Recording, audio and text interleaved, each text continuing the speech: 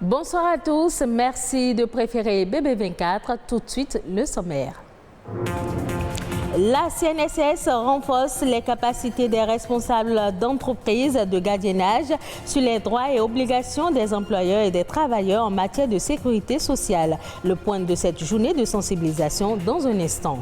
Ce 12 mars est consacré à la liberté sur Internet. C'est une journée initiée par Reporters sans frontières depuis 2008 pour dénoncer la cybercensure. La censure qui pourrait être un frein au développement économique des nations.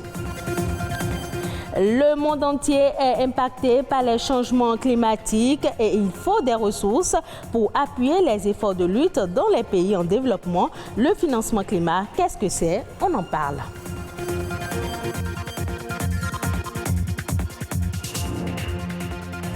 Les responsables d'entreprises de gardiennage, de sécurité et les hôteliers sont à l'école de la sécurité sociale.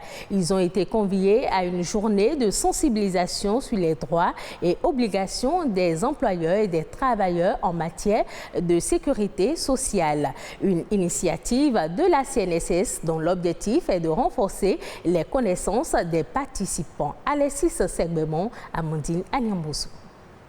Le régime de sécurité sociale au Bénin comprend les prestations familiales, les risques professionnels et les pensions, assurance vieillesse, invalidité et décès. Mais pour en bénéficier, il faut être à jour vis-à-vis de la Caisse nationale de sécurité sociale. Le financement du régime de sécurité sociale est basé sur les cotisations apportées par les employeurs et les travailleurs.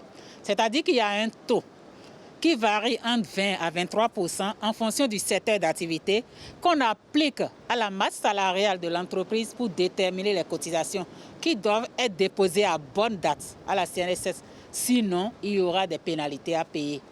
L'immatriculation de l'employeur est donc une obligation. L'employeur et les travailleurs auront exécuté leurs obligations de se faire immatriculer, d'affilier les travailleurs, de payer les cotisations que ces nombreux travailleurs pourront avoir accès aux nombreuses prestations, aux nombreuses couvertures que la Caisse nationale de sécurité sociale est en train de gérer pour tous les travailleurs. Cette séance d'échange a pour objectif de mettre en exergue le rôle de l'employeur et du travailleur dans le fonctionnement du régime de sécurité sociale. J'ai appris beaucoup de choses. Déjà, je veux dire, ce qui me vient tout de suite en tête, déclarer tout accident dans 48 heures. Je pensais que c'était 24 heures. Donc c'est déjà quelque chose que j'ai appris. Je trouve qu'elle est assez utile. Je retiens premièrement que autant les employeurs que les employés ont des droits et des obligations et que cela est une injonction de la loi, donc c'est une obligation et nous devons nous y conformer. Donc c'est la première des choses que je retiens. Et la deuxième des choses, c'est qu'il y a du travail à faire. La compréhension de la législation en matière de sécurité sociale par les partenaires sociaux permettra de mieux accomplir désormais les formalités au niveau de la CNSS.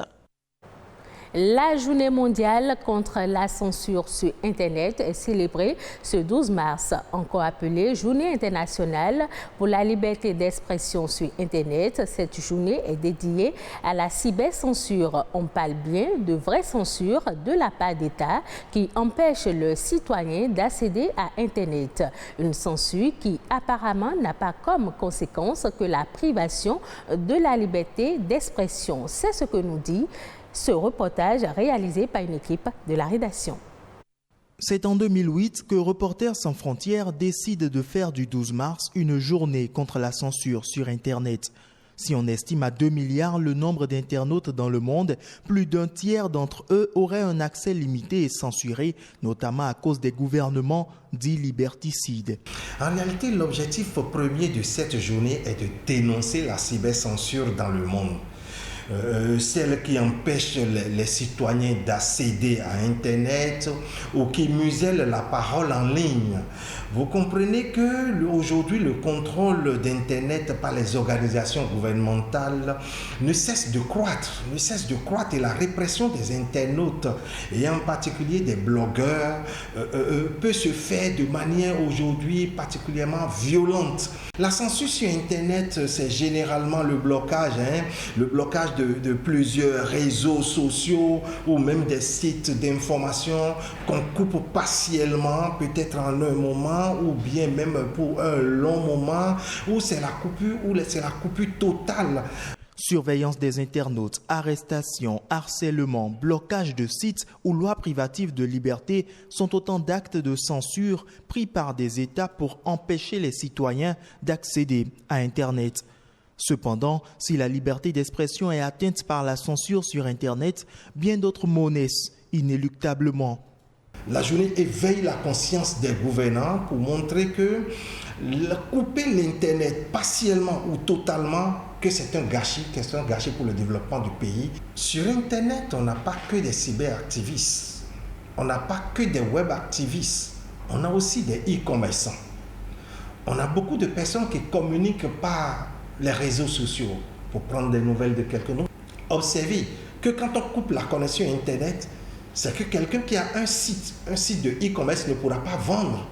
Donc cela agit énormément, tant sur les individus que sur l'économie et même sur le social. Donc la coupure de l'Internet est à déconseiller. Face à la globalisation et les nouveaux métiers qui voient aujourd'hui le jour grâce au numérique, l'accès à Internet facilite l'exercice et la jouissance de nombreux droits et libertés et est surtout essentiel à la réalisation totale du développement humain. Les changements climatiques affectent directement et négativement les économies, les écosystèmes et les populations, particulièrement celles déjà fragilisées par la pauvreté et la dégradation de leur environnement, notamment dans les pays les plus pauvres. À la crise climatique se conjugue une crise énergétique. Les pays développés se sont engagés fin 2009 à mobiliser ensemble des ressources pour appuyer les efforts de lutte contre les changements climatiques dans les pays en développement. On parle ainsi de financement climat. En quoi consiste-t-il? Un expert nous éclaire au micro de Amandine Aniambossou. La finance climat, c'est tout flux de ressources qui aide les pays en voie de développement à financer donc les activités d'adaptation au changement climatique et les activités d'atténuation. Nous avons les sources nationales, nous avons les sources bilatérales et nous avons les sources multilatérales. Au niveau des sources multilatérales, ce qui nous intéresse le plus, c'est les mécanismes financiers et des principaux accords multilatéraux sur l'environnement, notamment le fonds d'adaptation, le fonds vert pour le climat et le fonds pour l'environnement mondial. Le FEM est un mécanisme qui fonctionne par programme. Aujourd'hui, il est à son 7e programme. Et c'est un mécanisme qui alloue au début de chaque programme des ressources financières importantes à chaque pays. Et maintenant, les pays développent maintenant des projets dans les secteurs de l'eau, dans les secteurs de l'énergie, dans les secteurs du développement durable en général, pour pouvoir aller consommer donc ces ressources-là. Alors, quant au fonds d'adaptation, le fonds d'adaptation, lui, c'est un mécanisme qui est mis en place par le protocole de Kyoto. Et sa mission, c'est de financer les projets concrets d'adaptation au changement climatique. Alors, au niveau donc du Bénin, nous avons le Fonds national pour l'environnement et le climat qui est accrédité donc à ce fonds d'adaptation-là et qui travaille actuellement pour préparer donc des projets à soumettre. Alors, quant au Fonds vert pour le climat, c'est le meilleur des mécanismes pour le moment parce qu'il a plus de l'argent que de fonds d'adaptation, même que le FEM. Voilà. Or, lui finance aussi bien les projets d'adaptation que les projets d'atténuation. Alors là également au niveau national, nous avons le Fonds national pour l'environnement et le climat qui est accrédité. Et en ce moment, le Fonds développe 3 notes conceptuelles à soumettre au Fonds vert pour le climat pour pouvoir mobiliser également ces ressources. On couvre un montant donc, de 10 millions de dollars. Bon, bien sûr, il y a des cofinancements qui seront apportés donc, par d'autres partenaires techniques et financiers. Les autres informations au plan national, c'est dans la nation en bref. Une compilation des faits ayant marqué le Bénin ces dernières 48 heures, présentée par Josué Sosa.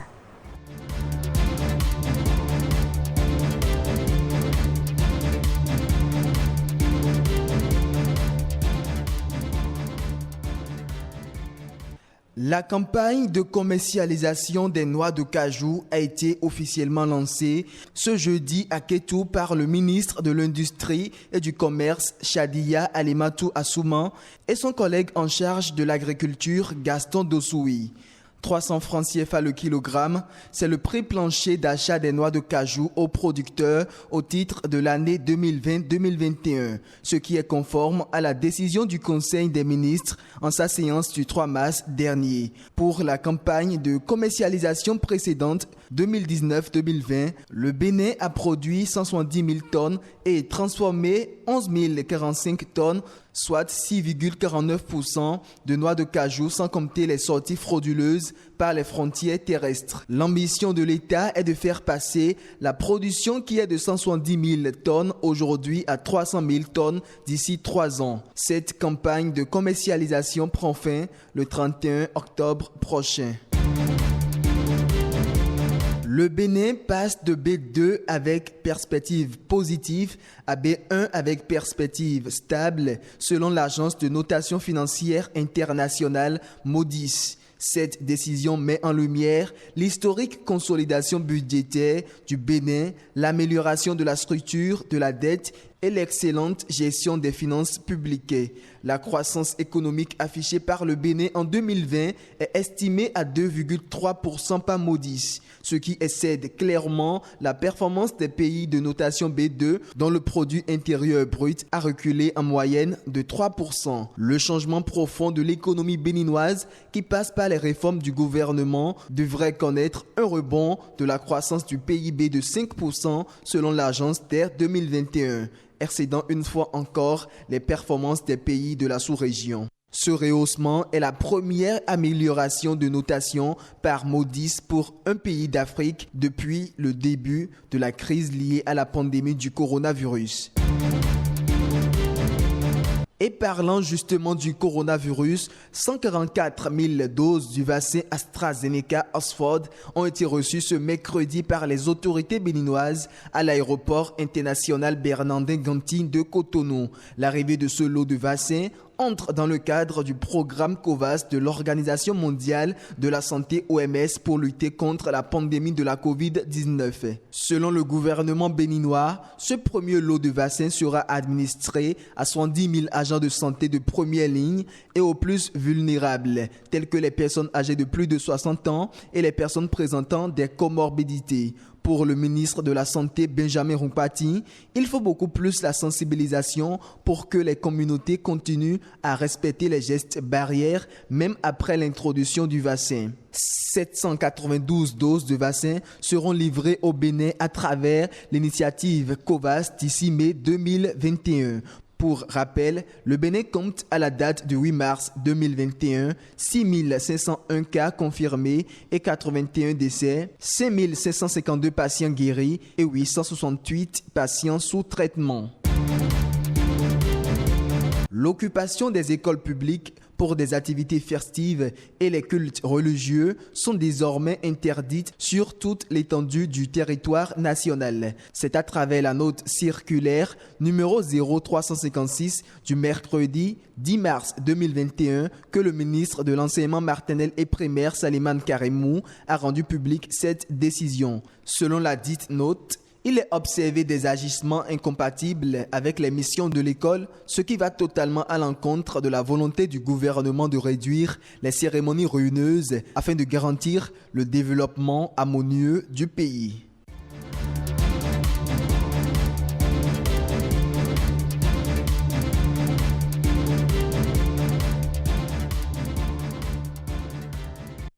Ok, Kenya, les importations de maïs depuis la Tanzanie et l'Ouganda pourront reprendre après environ une semaine d'interdiction. Une autorisation soumise à condition. Selon le ministre de l'Agriculture, les exportateurs de maïs vers le Kenya devront désormais s'enregistrer auprès des services compétents et fournir des certificats d'origine pour le dédouanement de leurs marchandises aux postes frontières.